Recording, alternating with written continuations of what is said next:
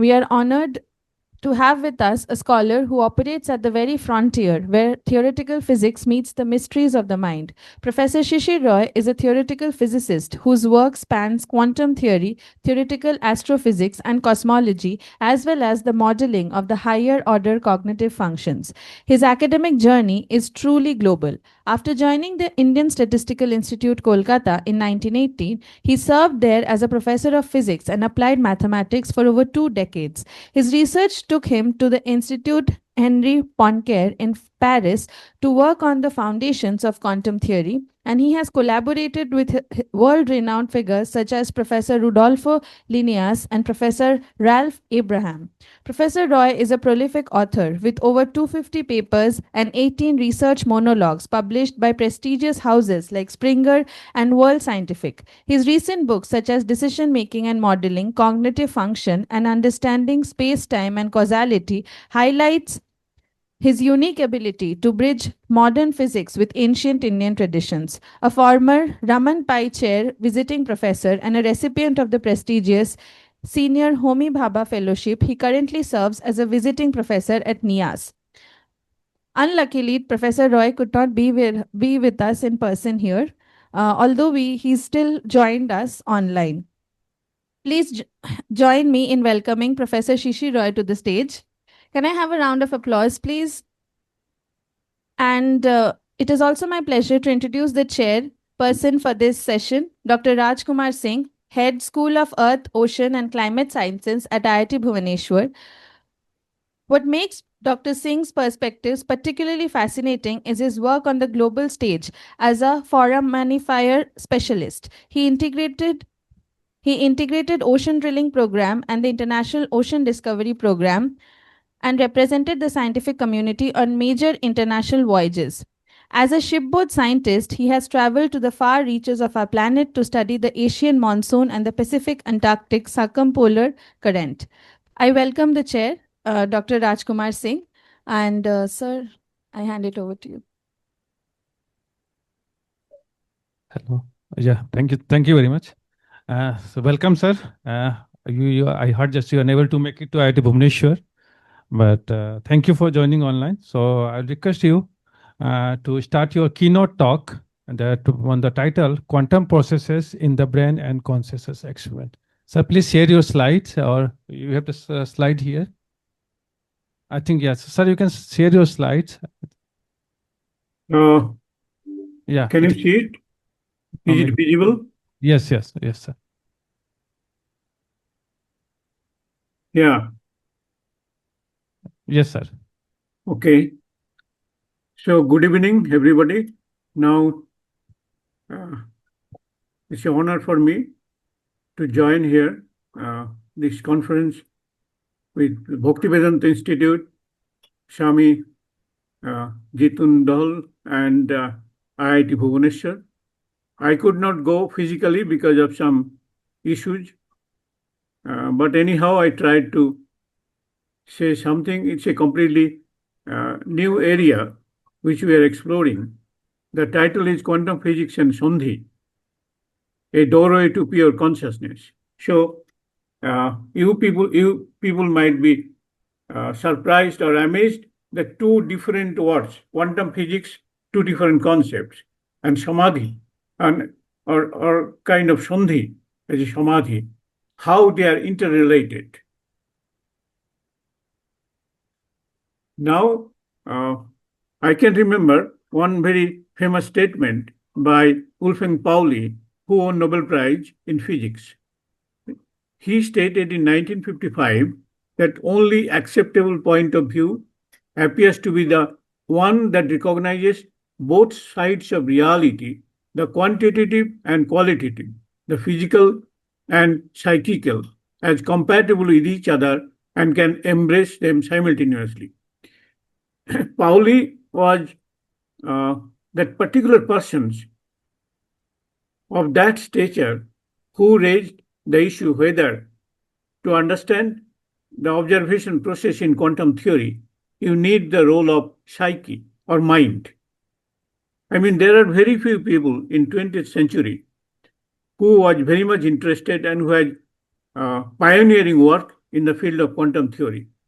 One of them was the greatest mathematicians of 20th century, John von Neumann, and then E.P. Wigner, who won Nobel Prize in Physics, and Pauli. And Pauli is considered, people used to say that he is the spiritual son of Albert Einstein. Now, what are the major issues I want to discuss? Because they are apparently very distinct subjects.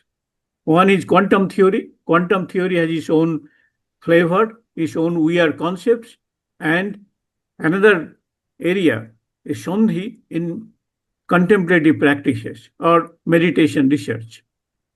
So, I think it is better if I say something about the conceptual structure of quantum theory, and then many of you, the young people who are sitting here, they might ask me, what is the relevance of consciousness in quantum theory itself? Then I'll discuss something about recent empirical findings in cognitive science and quantum probability. And then I'll come to Sandhi and our traditional wisdom, traditional ancient Indian wisdom. And then how quantum theory and Sandhi, they have a common issue to a doorway to pure consciousness. Now, there is a famous principle called principle of superposition in quantum theory. What it says that if you look at the behavior of the microscopic entities like electrons, protons, photons, whatever, they obey a particular equation which is different from Newtonian equation. All of you know that everyday objects or larger and larger objects, they obey certain equation called Newtonian equation. But if you go to the very, very microscopic domain, like microscopic in which sense? Microscopic in the sense of their size, shape, etc. So now if you go to the very, very small entities like electrons, protons, or photons, photon is a light quanta, then you see they don't obey the Schrödinger equations. So scientists discovered a new theory called quantum theory, which is different from classical Newtonian dynamics. And in that microscopic domain, there is a principle called superposition principle. What is that? You know that in Schrödinger equations, there is a concept called wave function. It's a wave equation. That wave function satisfies Schrödinger equation. Say we want to study the motion of the electrons or protons, then its wave function associated with electrons or protons, they will obey Schrödinger equation. That wave function is a solution of Schrödinger equation. Now it is found that if the electrons or protons, they have one attribute called spin. So we can think of a linear combinations of the two states, one depicting, say, spin in the up directions and plus another electrons with spin in the down direction. So we can think of a linear superposed states. And it is found that the superposed states is also the solutions of Schrödinger equations. And this superposition principle is a very mysterious principle. I'll tell you why I am telling it's a mystic or mysterious principle. But this is the heart of the quantum theory itself. You know that there is a famous experiment called double slit experiment. So what is double slit mean? There are two slits here. Here is one slit and another slit. Now, let us consider a source of light, or here you can put a source of which can also emit electrons or protons. And now these electrons, protons, or photons, we know they behave like the particles. But if you look at the double slit experiment, then you will find that on the back of the slit there is a screen here, and in the screen you will find a kind of interference phenomena. So what is amazing here? What is strange here? Strange thing is that though electrons or photons, they are considered as particles, but they can also produce interference. So what? The reason is that if we want to have interference of light, it has to be wave character. So the electrons, protons, or photons, microscopic entities, they behave not only like particle as a particle, but also they behave like wave. So this kind of dualistic character is there. This is first time we heard. It is proposed by famous scientist Louis de Broglie, and then it was experimentally verified. Now, Schrödinger, one of the fathers of modern quantum theory, he suggested one thought experiment. We say Gadenkin experiment. Gadenkin experiment is a thought experiment. So one day he went to Niels Bohr, I think, or Albert Einstein. I can't remember. And he was discussing a kind of thought experiment where he said that let us consider a cat. A cat is put in a box. And now there is a chamber inside the box which can trigger the passage of poison gas. Now you close the box, and from outside the box, you trigger the poison chamber inside the big chamber. Now what will happen? The poisonous gas will either kill the cat or cat will be alive. How do you know that? If you open the container or the chamber, then you will see either the cat is in the living state or it is in the dead state. But according to superposition principles, you can think of an wave function or intermediate state which is superpositions of both living and dead state. This is called Schrödinger cat paradox. So what is the paradox? I mean, Bohr came to the rescue of this phenomena. He told that only if you open up the chamber means it's a kind of measurement process or observation process. So if you only make any measurement, and as the measurement is a macroscopic process, hence you will get either it is in the dead state or in a living state. But this is very, very paradoxical situation to the common people, because you can have a wave function which is superpositions of both dead and living state. Now we'll see how these kind of intermediate states gives a lot of insights and debate among us, and people will think of whether we need the role of the mind to understand this phenomena, what is happening there. Because if you look through an instrument or through your sensory organs, like what is happening inside the chamber, then some information or some stimulus will follow in the retina, and then there are many, many receptors in the retina. Those will activated, and then the ion should be propagated through actions. It will come to the central nervous systems of the brain, and then you will say whether it is in up or down state, or it is in cat in the living or dead state. So Von Neumann, Wigner, and Pauli, they raised whether we should consider the role of psyche in understand the observation process in quantum theory. This is the starting point of the whole debate. Now there are a lot of debates, and many people, they did not take it very seriously.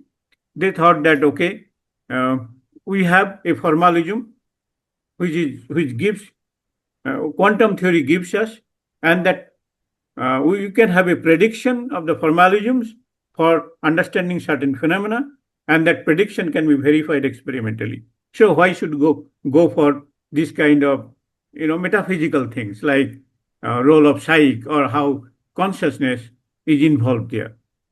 So that's why many scientists, or the hardcore scientists who are working in the foundation of quantum theory, they did not take much interest. But by the end of 20th century, the new interest came up. And this is another paper or another phenomena which also rose lot of interest, called EPR and non-locality in quantum theory. What is EPR? EPR is a very abbreviated form. It is Einstein, Podolsky, and Rosen, three scientists. They devised one kind of, again, thought experiment, Gadankin experiment.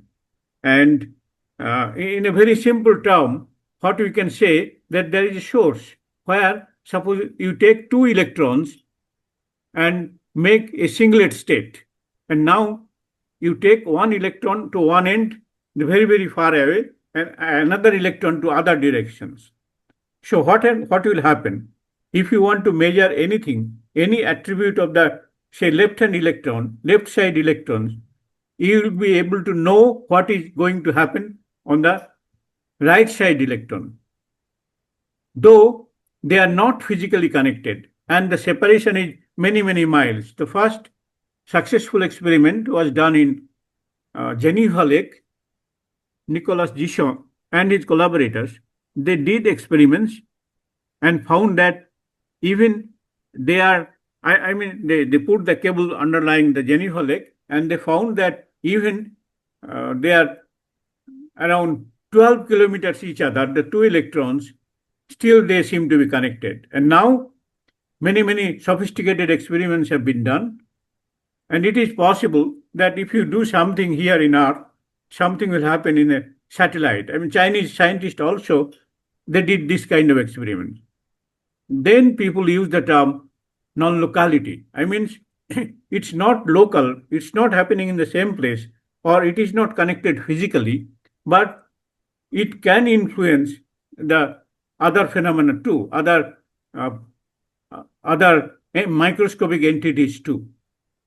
This is a kind of metaphysical concept, because in physics, if you want to send some information from one particle to another particle, that the information should proceed with a speed which is limited by speed of light. Because Einstein, when he discovered speciality of relativity, he had two basic assumptions. One, that speed of light has a maximum speed, and it's finite. So if something happens to the left-hand electron or left side particle, and if the information should obey these causal principles, then it cannot happen instantaneously. So it breaks down the causality in the usual sense, in the Einsteinian sense. So this is a metaphysical concept. Now, it is found that in the microscopic domain, every entities like electrons, protons, photons, etc., they seem to be connected, as I told, in Einstein, Podolsky, and Rosen paradox or phenomena. It means that every entity in the microscopic domain, they are interconnected, somehow interconnected. We don't know how to explain it. So this interconnectedness is a very important philosophical concept. Like any kind of quantum entanglement, we say there is a new concept that these two entities are entangled, are related, and they have interconnections. So in Advaita Vedanta, it is also said that a reality which is, everything is connected to each other, and it's a kind of non-dual unity. So there is a formal similarity between the quantum entanglement or quantum non-locality and Advaita Vedanta. Many scopes are there to understand. Even if you look at the Buddhist philosophy, there is a concept called Pratitta Samutpada. In English, it is known as dependent origination. So nothing exists independently. Everything is connected to each other. Maybe in some other places we can discuss more about philosophical discussions of this kind of interconnectedness in the microscopic domain and interconnectedness we discuss in Advaita Vedanta or in Buddhist philosophy. Now, let us come to another field, quantum cognitions. You know that there is a very recent development. Yeah. It is found that in case of human decision making, suppose you want to decide, there are many possibilities, and you want to decide which one is right or which one you like to decide. So this is called decision making. How do you do it? And where it happens? It happens in the cognitive domain. Now, there are many experimental groups around, at least I know 6 experimental groups all over Europe, USA, and some in India too. There they found that for case of decision making, suppose you are giving several choices, several possibilities. Now you have to select one. And this kind of decision making, say for example in gambling, this decision making data from different experiments showed that this logic of this decision making does not obey Boolean logic. What is, I mean, I'm talking about new thing, Boolean logic. What is Boolean logic? In modern day computer, in laptop, you are doing, you will say that either this will happen or this will not happen. It won't happen. So we say we have two values. One is either 0, truth value, another is truth value is 1. But in case of this cognition, domain of cognitions, it is found that this logic is not yes or no. It's not Boolean logic. We say non-Boolean logic. Non-Boolean logic means some intermediate states might happen. And again, you see that in our Indian traditions, there are many schools of philosophy. Say in Buddhist philosophy, there is a logic called Chatuskoti. Chatuskoti in modern terminology of logic, it is called 4-valued logic. Yes, no, and like that way. And even there is another schools of philosophy in India called joint logic school. In joint logic, there is a concept called Shadbad, means it's a logic which is 7-valued logic. So in our own traditions, we have this kind of logic. And now why I am bringing in the domain of quantum theory? Because in quantum theory, when we say that when we observe whether cat is dead or alive, it becomes 2-valued logic, either dead or it's alive. But now if you consider the superposition principle, there is intermediate state or superposed state.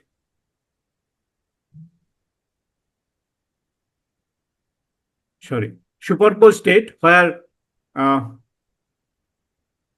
just a minute, where we have not only 1 or 0 state, yes or no, there is in between. So in quantum logic, it is called 3-valued logic. So it is not simply Boolean logic. So what happens in our decision making or any kind of gambling, you go there for any kind of gambling, it is found that logic in our brain, in the cognitive domain, it's not Boolean logic.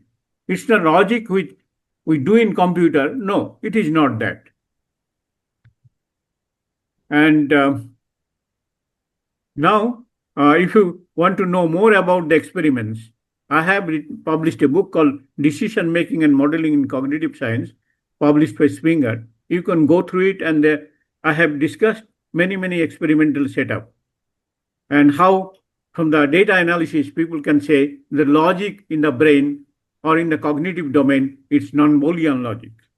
It's not Boolean logic. Now, again, we are going to philosophical implications. In Bhagavad Gita, there is a term called equanimity. What is called equanimity in our terminology in Sanskrit, sthitodhi. So, when Krishna, he was telling to Arjuna, perform action, O Arjuna, being steadfast in yoga, abandoning attachment and balanced in success or failure. Such equanimity is called yoga. So this sthitodhi means you don't have bias to any of the attachments in the family, like the famous example of King Janaka. King Janaka, he said he was, it is said he was a sthitodhi person, means he doesn't have any bias towards any kind of possibility. So independent of bias, he can make the judgment and he run his kingdom. So that is called equanimous state. So equanimity is a kind of intermediate state, what we see in the case of quantum cognitive domain. And same thing, if you go to Buddhist philosophy, there is a word, Sanskrit word called upeksha or upekha in Pali. This is called like neutral mind in Buddhist philosophy. So this is similar to like the sthitodhi in Bhagavad Gita. Now the question comes, how about intermediate states?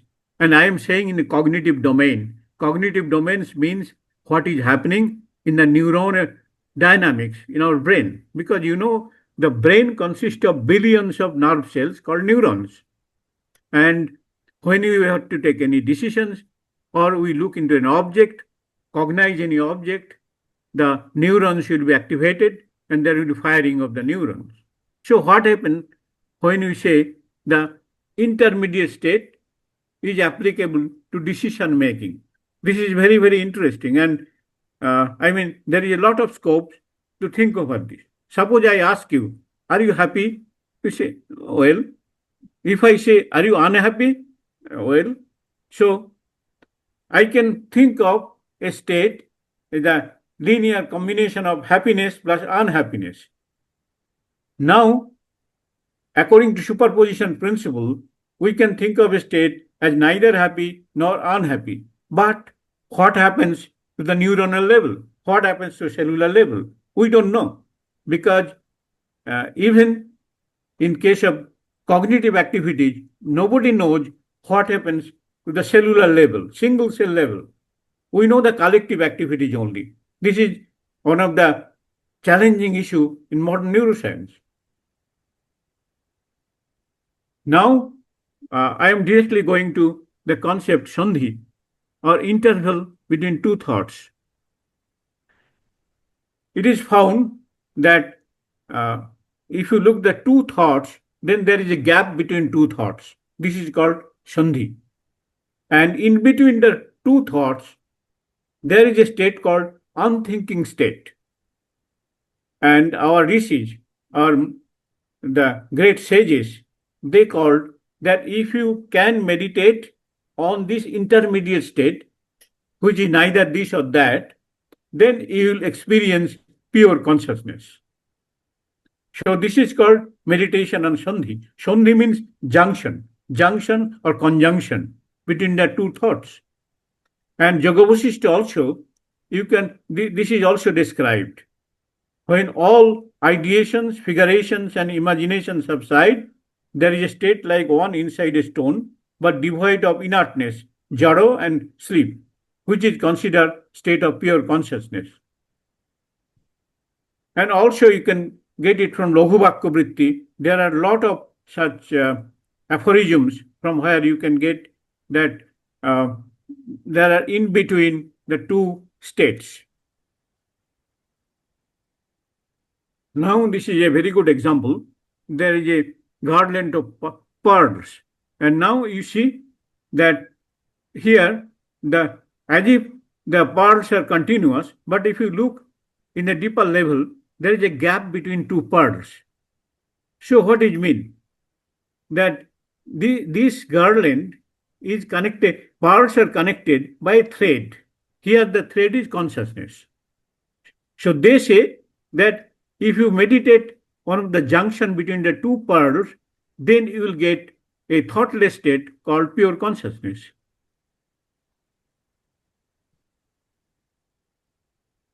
And there is another yogic method.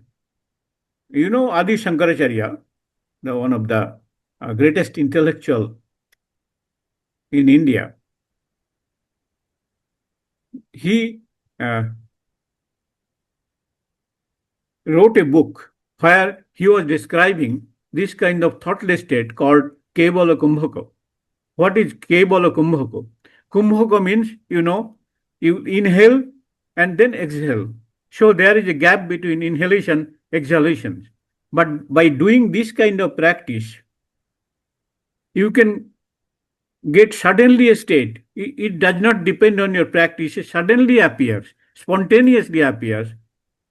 The state which is neither inhalation nor exhalation. This is called Kevala Kumbhaka. So Kevala Kumbhaka is also a samadhi state, and which is pure consciousness. So I can summarize the whole thing. Sandhi and Indic wisdom or Indian knowledge systems. Sandhi in Indian wisdom, meaning junction, I told you connections or union, provides a philosophical parallel to the key ideas in quantum theory. In which sense? Because in quantum theory, we have a kind of superposed states or superposed states of mutually exclusive states like electrons in up directions, or cat in the living state, or cat in the dead state. And moreover, this is the sandhi or conjunction or union. This is in a phenomena of interconnected phenomena, like a garland with pearl. As such, you will see the pearls are continuously there. But if you look very carefully, there are gap in the two pearls, gap between the two pearls. That is called junction. And so it is between the two thoughts in cognitive domain. There is one state which is devoid of any kind of thoughts, or say pure consciousness. So in Advaita philosophy, in higher physical sense, the idea of Sandhi represents with non-dualistic principles of unity, where the apparent separation of object is an illusion and all is ultimately a manifestation of single universal reality or Brahman. And also in Mandukya Upanishad, there are a lot of discussions where you can find this kind of junctions. Or even in Buddhist philosophy, in Mandukya Upanishad, they describe like sleep, awakening state and sleep. There is a junction between awakening and sleep, or REM sleep and deep sleep, or between life and death. In Buddhist tradition, Tibetan Buddhist traditions, they called a state called Bardo. Bardo means in between. So there is a meditation technique where you can have the Bardo experience in between life and death. These are all examples of Sandhi. So in both Indian tradition, Hindu tradition, as well as Buddhist tradition, they discussed a lot regarding this Sandhi. And this Sandhi is something like the intermediate states in quantum theory. But yeah, I have made a kind of tabular form. In Sandhi, in Vedanta philosophy, we have subjective experience, spiritual or philosophical domain, and in quantum theory, superposition, objective physical reality. Now, nature of the state in Sandhi, a transition point or a junction or a gap in the mental processes. But in quantum domain or microscopic domain, a fundamental physical state before measurement. Then what is the outcome? Outcome, in case of Sandhi, it leads to the realization of a pre-existing external reality called Turia. And in superposed states in quantum theory, you say collapses into single definite state upon measurement. Because as I told you, that in the box, the cat may be in the dead state or living state, and there is a state called in superposition of living and dead state. Now, if you want to observe what is happening, then it will collapse to a particular stage, either in the dead or living state. So, is a superpositions of all the possibilities. And now, when to observe it according to quantum theory, then it will reduces, so it will collapse to either of the possibility, any of the possibility. So the pure conscious state, consciousness, what we say, this means there exist all kinds of possibilities. And what is the methodology? Methodology in Vedanta philosophy is gained through introspection, meditation, and direct experience. On the other hand, in quantum theory or in a microscopic domain or physical science, we don't say introspection, we say empiricism, described by rigorous mathematics and verified by experiments. Now, there is a deep question. Any of you can ask me, and it's very, very deep. Deep in the sense that when you say that intermediate state in quantum theory, it's a mathematical framework, and it satisfies Schrödinger equation. Now people say what is happening there in mental or psychic domain, they are not like physical state in quantum theory. So how do you relate even from the metaphorical sense?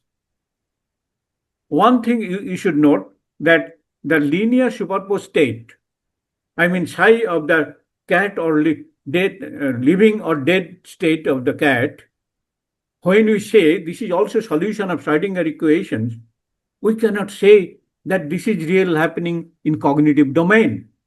This is very important because when you say all the possibilities between the two thoughts, and this is a thoughtless state, we say this is beyond cognitive domain. This is a formal similarity. What do we know beyond cognitive domain? I mean, in contemplative practices, say in meditation, broadly speaking, there are two categories of meditation. One is called sampragyata samadhi, another asampragyata samadhi, means sabikalpa samadhi and nirvikalpa samadhi.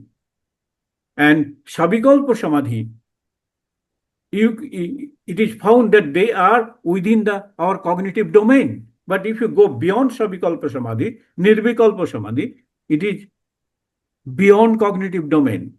So what is this intermediate states, pure consciousness, it is beyond cognitive domain. That's why they say in Bhagavad Gita or other text that it is beyond description with the language. Because when you say language puts some limitations. But that is, you cannot put any limitations there. These are very deep questions. And I will say later on, after few slides, that how even we are going to do experiments analyzing the data from EEG and see whether we can get signature of these kind of things. Now,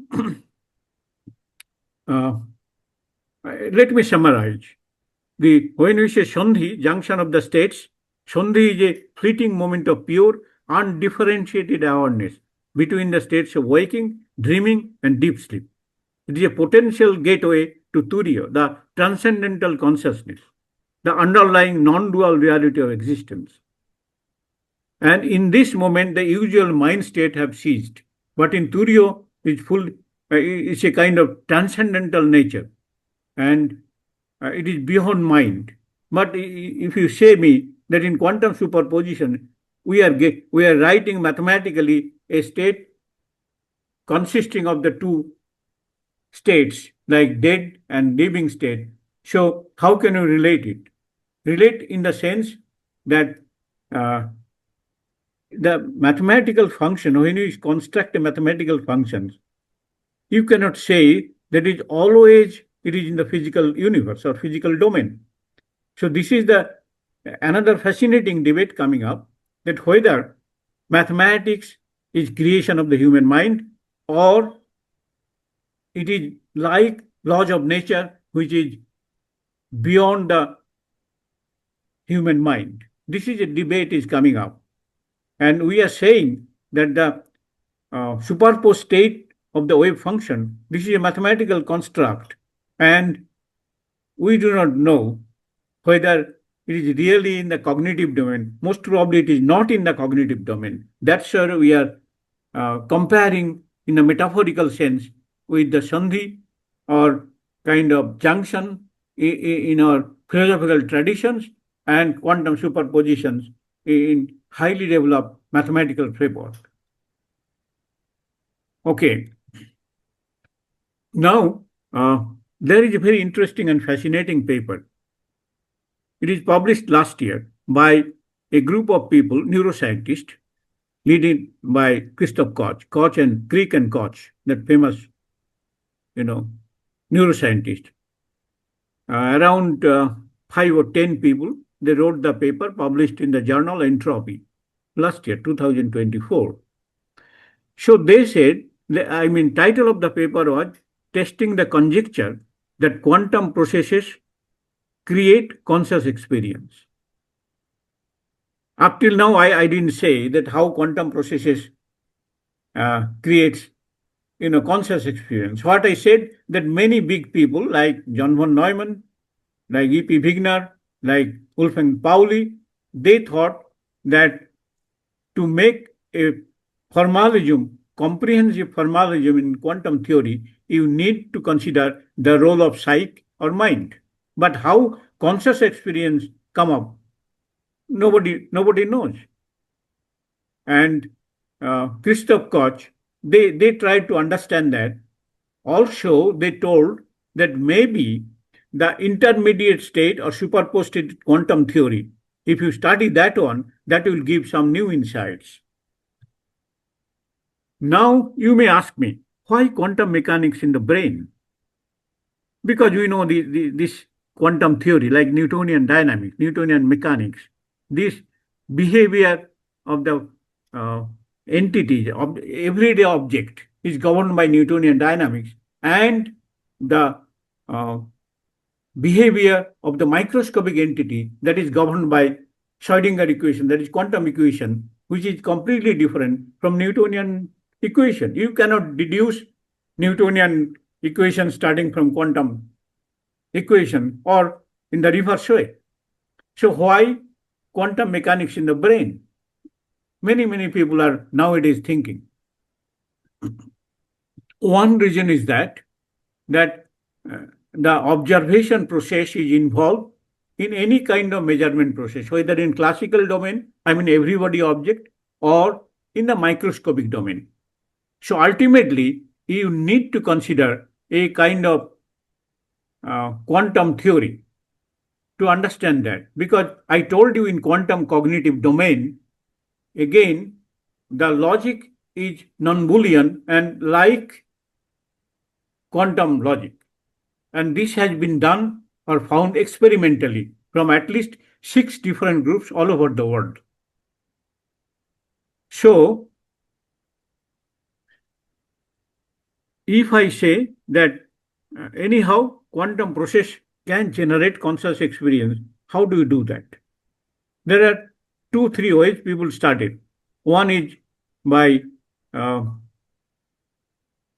Hamarov and Penrose model. They consider that within the brain, within the cell, there are small tubes called microtubules, and then microtubules are kind of very sealed tubules. What is meant by sealed? Because if you send any information or any signal through these tubes, it is such that the outside disturbances will not disturb what is going on inside it. So they said that the arrangements of microtubules can generate conscious experience. But a lot of debates have arisen, and most most of the community, they don't accept this kind of mechanism. So what else? We proposed another called ion channel and quantum processes. What is ion channel and quantum processes? Now, if you go to the real brain and real neurons mean nerve cells, within the nerve cells, there are several nanopores, nanotubes, tubes in the nanoscale.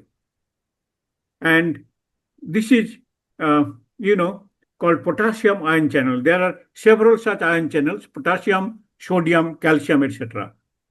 So what is the function of these ion channels in the brain?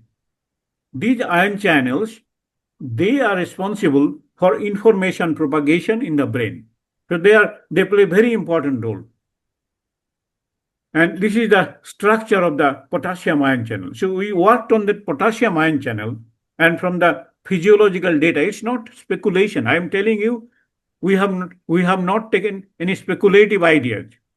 What we have done, that we took the data. Data means what happens in the ion channel. There are two gates on the two sides of the tube in the scale of nanoscale. Now, suppose one ion, say potassium ion, they come, then when the gate is open, it enters into the channel, then gate is closed. And then from the other side, the ion will be coming out. This way, all types of channel works.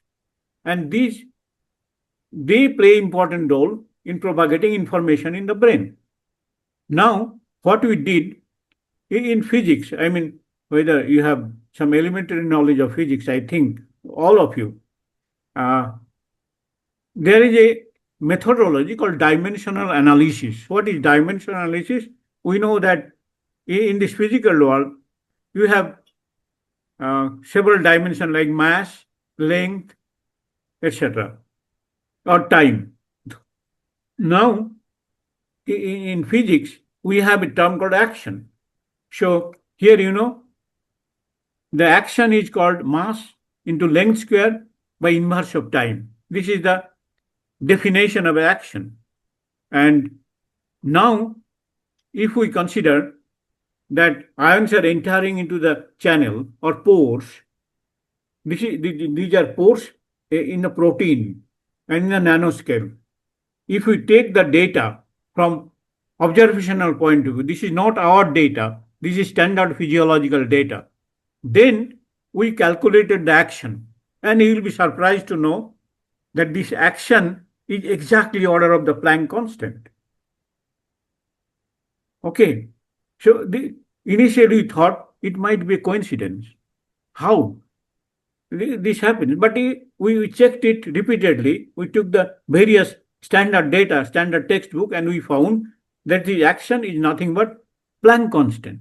So what is the implication? Implication is like, at least at the single ion channel level, the process is quantum mechanical. Now, then you will jump to some other questions like, well, at the single ion channel level, you are getting the quantum mechanical process. But even a single neuron consists of several hundreds of ion channels or thousands of ion channels.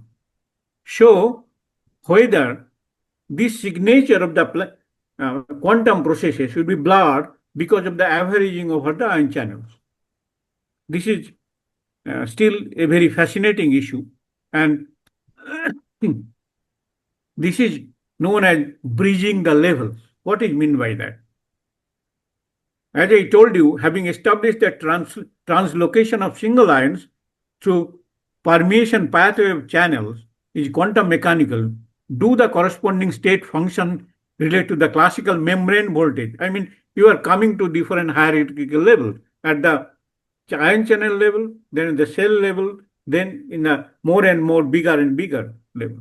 So the issue is how these or whether these quantum mechanical processes can also be responsible in understanding the functioning of the brain. This is a very serious and debatable issues. We published a paper where we showed clearly that how you can get it, and also some neuroscientists in Germany recently they have shown that even this kind of properties or processes in a single ion channel level can have influence in the cognitive domain. Like one example, this like a tube on the both sides there are gating. So opening and closing of the gates happen. And now it is found from the data that opening and closing of the gates is a random process. More specifically, is a Markovian process. And they claimed that this randomness or this is a kind of noise is coming up even at the level of cognition, because we don't know how the cognition happens at the single cellular level, but we know there is collections of cells. So this is one of the fascinating areas where you can find that even in the brain there are some quantum mechanical process. And then, okay, fine, these are kind of theoretical, you can say jugglery or something, or some findings. Okay, fine. But can you do real laboratory experiments? Yes, we are doing in Bangalore.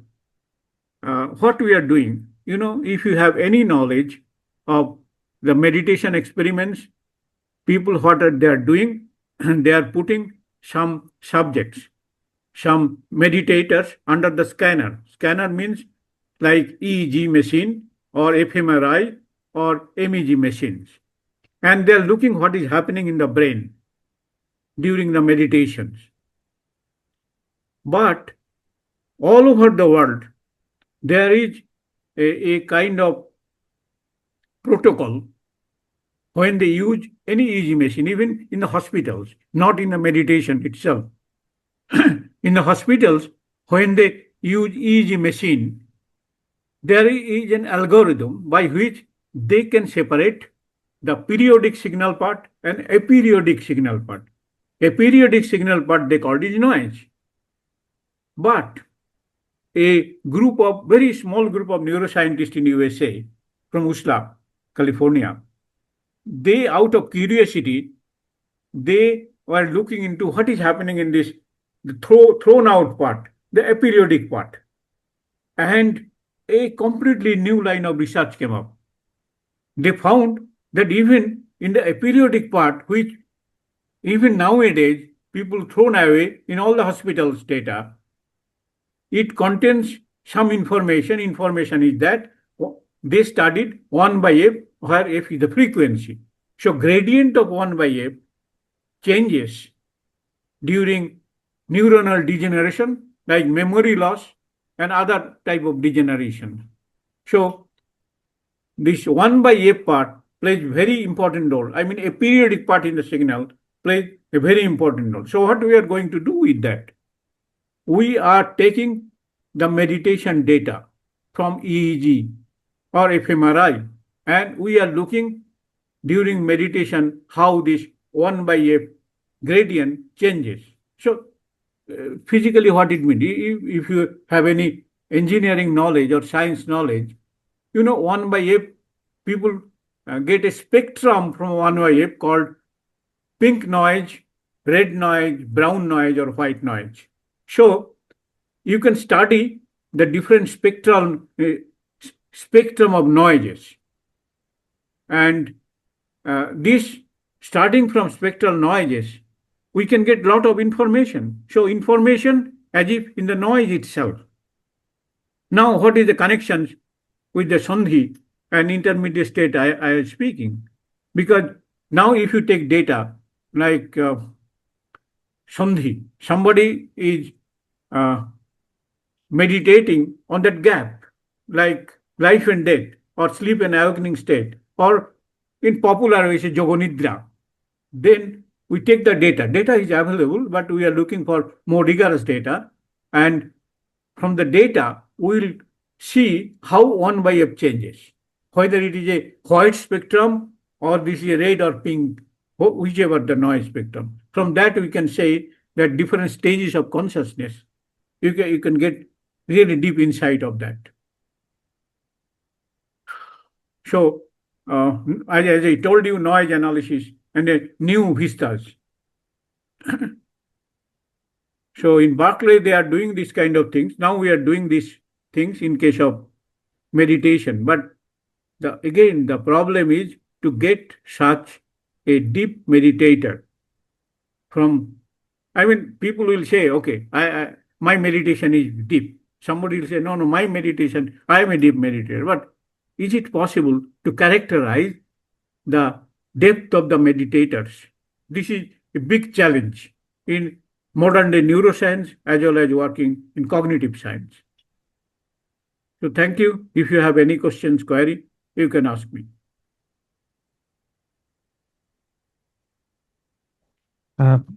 Thank you, Professor Roy, for connecting that quantum theory, this awareness, quantum cognitions, and also like you connected it to Sandhi and that quantum processes that cause the conscious experience. Now I ask the audience to have any questions. Yeah. Or yeah.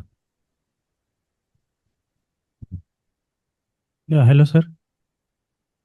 Hello. So I want to ask that, as you told that this quantum cognition field is now established, isn't it, by experimental methods?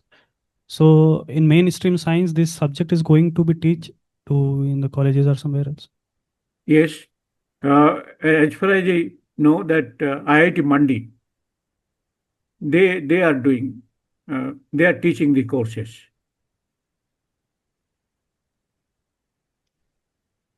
Okay. Any other questions?